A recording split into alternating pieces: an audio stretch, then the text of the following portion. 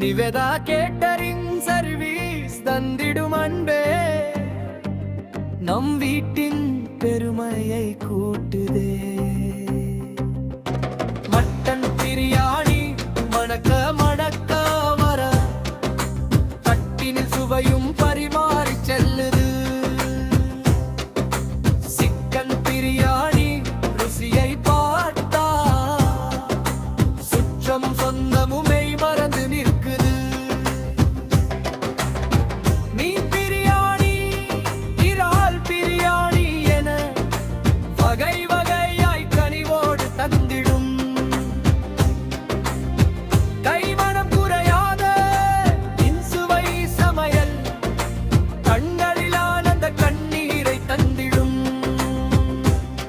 கல்யாணமாகட்டும் காதுகுத்து விழாவாகட்டும் நம் வீட்டில் நடக்கும் ஒவ்வொரு நாளும்